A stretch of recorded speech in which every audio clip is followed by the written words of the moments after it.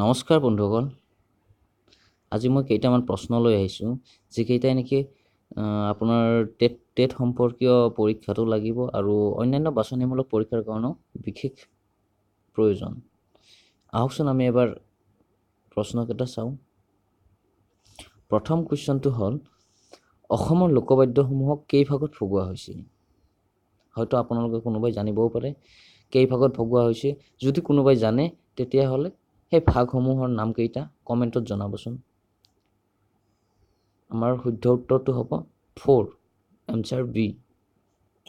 4 ভাগত ভগোৱা হৈছে। নেক্সট কুৱেশ্যনটো হ'ল আমাৰ ততবাদ্যৰ এটা উদাহৰণ হ'ল ততবাদ্যৰ উদাহৰণ বিন। এইটো ৰাইট এনচাৰ। তাৰ নেক্সট হ'ল সুখীৰ বাদ্যৰ এটা উদাহৰণ আপোনাৰ যিটো ৰাইট চিন দিয়া আছে শিঙা, সেইটোৱে হ'ব। নেক্সট আহিল, নৃতাত্ত্বিকে বিশ্বৰ সমগ্ৰ মানৱ জাতিক মূলতঃ কেইটা প্ৰজাতিত ভাগ কৰিছে? হয়তো আপোনালোকে জানে, আৰু যদিহে জানে তেতিয়াহ'লে কমেণ্টত জনাবচোন ভাগকেইটাৰ নাম কি কি। শুদ্ধ উত্তৰটো হ'ল 4টা। তাৰ নেক্সটটো আহিছোঁ, নামঘৰসমূহক মূলতঃ ভগাব পাৰি ডেছ ভাগত। কেইটা ভাগত ভগাব পাৰি নামঘৰসমূহক? মষ্ট ইম্পৰ্টেণ্ট কুৱেশ্যন হয় টেটৰ বাবে।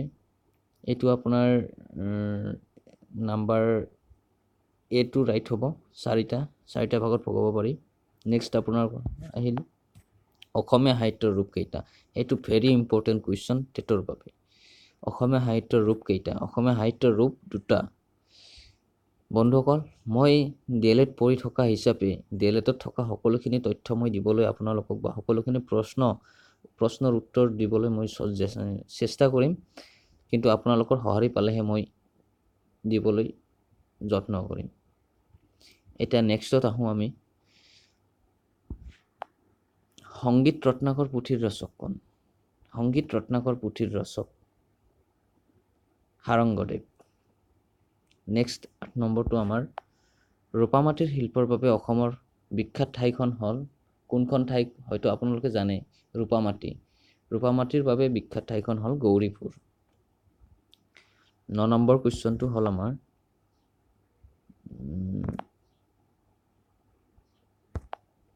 অসমীয়া ভাষাটো ভাৰতীয় সংবিধানৰ কিমান নং অনুচ্ছেদত আছে? অসমীয়া ভাষাটো আমাৰ ভাৰতীয় সংবিধানৰ কিমান নং অনুচ্ছেদত আছে? এইটো এটা টেটৰ বাবে ইম্পৰ্টেণ্ট কুৱেশ্যন হয়। এইটো হ'ল আপোনাৰ 8ম অনুচ্ছেদত আছে। এনচাৰ নং ডি ৰাইট হ'ব। আৰু লাষ্ট আৰু আমাৰ শেষৰ একেবাৰে কুৱেশ্যনটো হ'ল 10 নম্বৰটো, অসমত কিমান শতাংশ বনাঞ্চল আছে? এইটো পৰিৱেশ সম্পৰ্কীয় এটা প্ৰশ্ন হয়, আৰু এইটো নিতান্তই প্ৰয়োজনীয় প্ৰশ্ন, কিয়নো এনেধৰণৰ প্ৰশ্ন আহি থাকে সকলোবোৰ এক্সামতে আমাৰ আহি থাকে, আৰু টেটতো যে এইবাৰ আহিব সেইটো 50% গেৰাণ্টি দিব পাৰি। এনেকুৱা ধৰণৰ কুৱেশ্যনবিলাক মাটিকালিৰ ওপৰত বা বনাঞ্চলৰ ওপৰত বা পানীৰ ওপৰত তেনেকুৱা ধৰণৰ কুৱেশ্যন আহি থাকে। তো এতিয়া আমাৰ অসমত কিমান শতাংশ বনাঞ্চল আছে? শতাংশত গ'লে আমি 34.21। আমাৰ শুদ্ধ উত্তৰটো হ'ব এনচাৰ চি, 34.21। 34.21% আমাৰ বনাঞ্চল আছে। গতিকে বন্ধুসকল, ভিডিঅ'টো চাই যদি ভাল পাইছে তেতিয়াহ'লে লাইক, কমেণ্ট আৰু শ্বেয়াৰ কৰিব। ধন্যবাদ।